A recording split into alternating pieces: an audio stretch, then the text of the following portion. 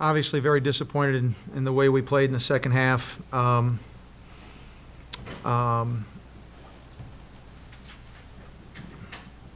They got going against the zone right at the beginning, getting the ball to Robinson in the high post, and we never got the high post shut down. And the two things that have bothered us all year long, turnovers and rebounding, were big problems. Obviously, once we had to go man, we knew that it was going to be tough for us to try to defend them man to man, because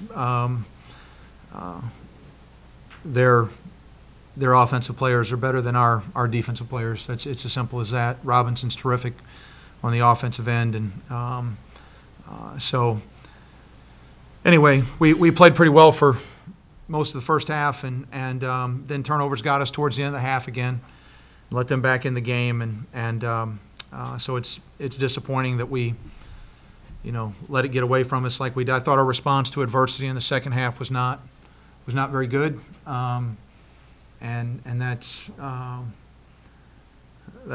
me, and so we've got to try to create some more adverse things here in practice, just to create some physicality, create some tougher situations, so we respond better when something like that happens.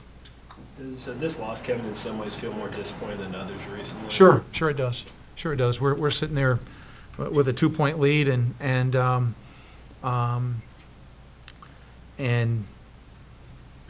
we talk at halftime about we've got to take better care of the ball, and we got to do a better job on the boards. And then they started flashing him in there in the zone, and every time out we talked about, okay, we got to get in the high post. We got, and we never seem to do it. And so yeah, this one is more this one's more disappointing than others for me. They're all disappointing, but this one, to get doubled up in the second half is that shouldn't have happened. Is the weight of the season, hurting these guys? I mean, sure it is. Sure it is.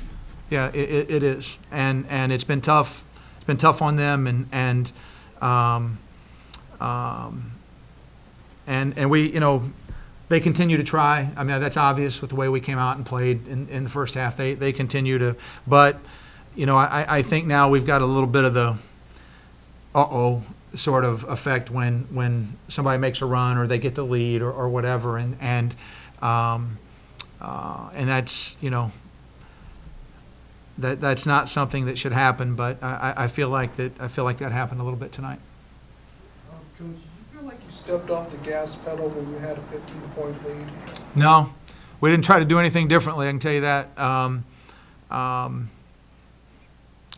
We didn't do anything. We kept playing the same defense we were playing, and tried to play it hard, and tried to take better care of the ball, and tried to rebound better, which we never seemed to be able to do. But no, we didn't.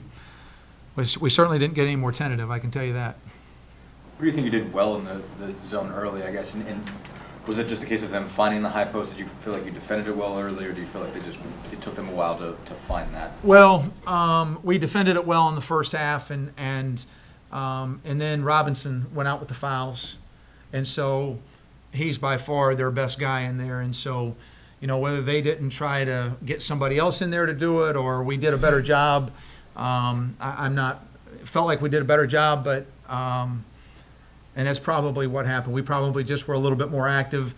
The defense is in front of you in the first half, and you can kind of make guys aware of where the cutters are coming from, and whatever, and then they get to the other end and they're on their own. They got to talk to each other, and we're not very good at that yet. And so anyway, it's there's a lot of growth that needs to take place, and unfortunately we're feeling the effects of some of that right now. Kevin, I don't think you had an offensive rebound in the first 30 minutes of the game. Obviously, then no second chance points. Yeah, we had 2 for the game, and one of them was a perimeter player, and the ball bounced to him, and the other one they knocked out of bounds, and we got. yeah, we don't play with the kind of physicality that you need to play with. And I do get that we're freshmen, and I do get that we're we're not as strong in some cases and not as athletic in some cases, but we don't embrace the physical nature of the game like you have to in this league yet. Last question here. As a BC was going on that run there late in the second half, Kevin, was there any temptation or any thought on your part to possibly take a timeout to kind of get your guys settled a little bit? Oh, I took timeouts. I took timeouts when I took one at the start of the half. What were 2 minutes in, 3 minutes in, and any idea what I said in the timeout? I was saying like more late in the first half, though. Like I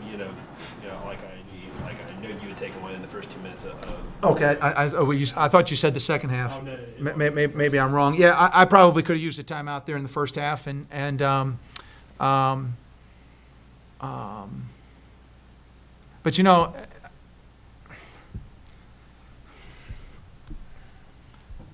we took timeouts and it they've been coached on what to do, and I'm not going to tell them something brilliant at a timeout that I haven't already tried to think of to tell them, but yeah, I probably should have used one there in the first half, but didn't. So I'll take one more question since I answered that one so poorly. Coach, you're a little bit hesitant to offer it, I suspect, but it feels like at some point the kid's got to say enough. The kid's got to say, I'm going to get the ball. I'm going to stop that guy. Yeah, not that you're not doing your job, but at some point those kids. Well, I think yes.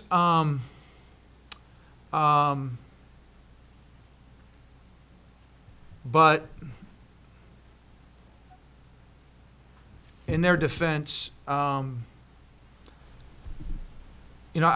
go back to the second half when we played West Virginia. We're down big at halftime, and we make a roaring comeback. But they had Ryan Luther to watch. Ryan led them and was an example for them. We don't have an example right now, and so that's not their fault. And again, yeah, at some point, at some point, our front court guys should be getting an offensive rebound. I mean, you shouldn't play 20 or 30 minutes and not get an offensive rebound. You shouldn't. But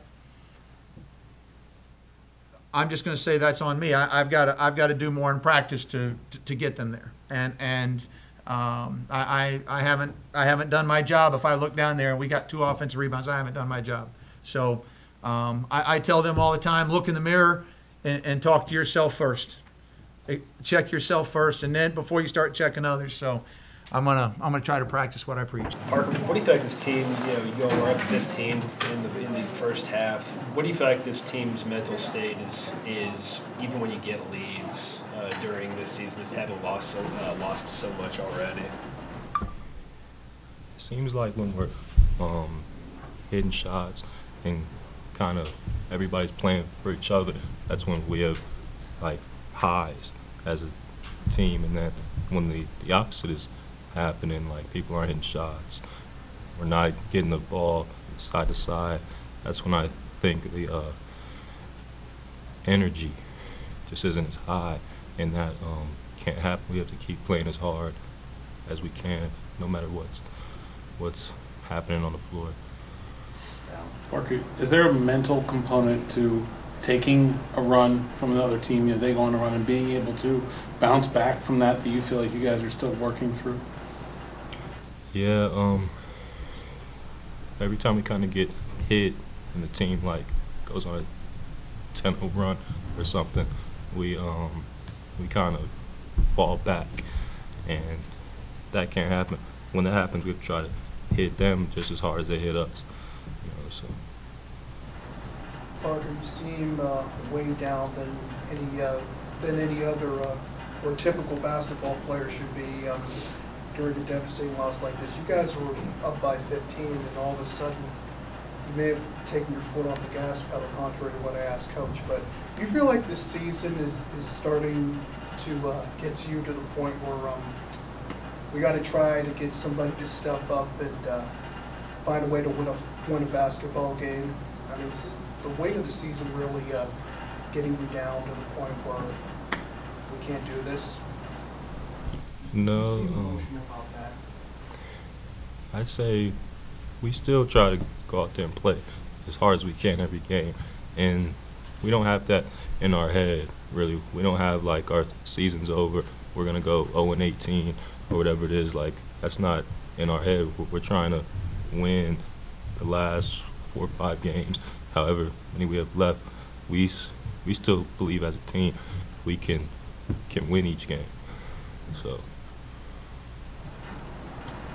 Parker, down the stretch, you guys are starting to fall down. You go with a small lineup and you get matched up with a pretty big guy down low, and you were fighting, you were getting in the passing lanes, trying to create something down the stretch. What was your mindset as you were, matched up against a much bigger guy and just trying to get something going? Yeah, he was a center, I think, and Coach told me to get him because he knew I wouldn't let him have it, just have it. He knew I was going to try to make it hard on him, and I'm going to keep playing as hard as I can till it's over, the game's over, and that's what I try to do, just try to get the ball and push it to offense. So. What do you think worked well in the zone early, and what were they able to exploit as the game went on? Well, they kept getting the ball in the high post, and that's what kept hurting us. And Coach was over there saying high post, and we just kept letting them get the ball to the high post, and that guy was either hitting a shot like at the free throw line or getting and somebody would cut. So that high post really hurt us a lot tonight. Jerome, you didn't have a typical first half. Did you kind of go into the half and say they kind of try to take over the game a little bit? I just knew I had to get it going a little bit in the second half and be a little more aggressive. They were in the zone, so we were kind of playing slow and lackadaisical in the first half, and I was too as well. Then I picked up a couple stupid fouls, and I knew in the second half we just needed to be more aggressive, and we'll be all right. And at what point during the second half, Jerome, did the feeling kind of hit you, like, okay, I'm really feeling it right now? I was just playing my game. Once it was coming to me, it was just playing my game, really. Coach, down by 15, what did you say to your guys, other than the fact that we're playing against a team that has growing pains? Yeah, it was. I mean, I was more concerned on defense than I was on offense. We were getting great shots. We just weren't making them. We had some guys normally who make those shots. I mean, Jordan Chapman and Jerome and Kai. So the response was really on defense. Are we going to start becoming more aggressive and forcing some plays so we can get going? I thought we were very passive, especially in the ball screens, the spread ball screens that they run.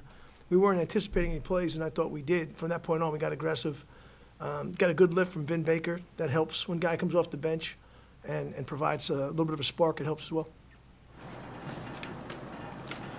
Jerome, how did you just find holes to attack, basically? You said you were being a lot more aggressive. It seemed like you got a lot done after flashing and kind of starting up the foul line, basically. What sort of things did you find just, where you could attack? Catching the high post, I had the 5-man on me a lot, so I knew I could just do different things by attacking and, ball fakes to get them off me, just for them to relax me, getting easy jump shots. And then once I got a couple easy jump shots in the middle, I just got to be able to take it to the paint, a couple counter moves and stuff like that. And then I went from that to being able to find my teammates in the zone as well. Just making the right play and then just staying aggressive. I think that was the biggest thing. What has turned your program around in the last year or two? Again, it's when you're in a situation that you have to rebuild from scratch. You got to get the right pieces. The right pieces have to be loyal and see the big picture, and then you add. So, it started with him. He was the first person that came in and saw it, and this is why I have so much respect for him. This is a day and age where a lot of kids in college athletics run when it doesn't go well.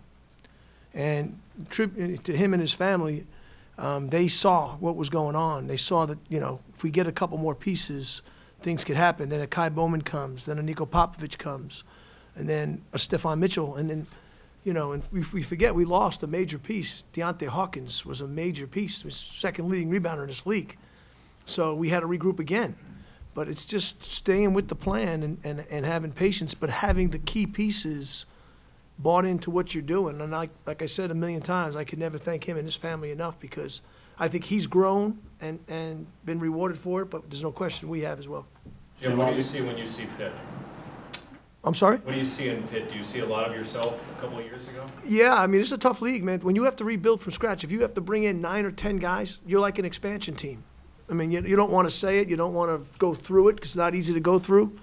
It's not, normal situations where a Kentucky can do it, but they're not bringing in the same kind of guys. So I think it's going to take time. And so I'm watching guys. I watched them on tape a bunch getting ready for this game, and I see they play freshmen. The freshmen are starting to play better. And sometimes as coaches, you see some guys grow when maybe everybody else doesn't. And, man, if he's just a little bit stronger. So Jerome Robinson, as a sophomore, finishing around the rim, was not nearly as good as Jerome Robinson Jr.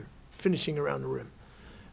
Kai Bowman, sophomore, decision-making, not nearly as good. It's a process, and everybody wants to rush it, and it's never done fast enough. And, our fan base is equally as frustrated because everybody wants it now, but it doesn't always come now. You have to have a plan. You have to have the right guys, and you got to stick with it. And that's what I think we've done. These guys have bought into it, and because of it, I think we're starting to grow.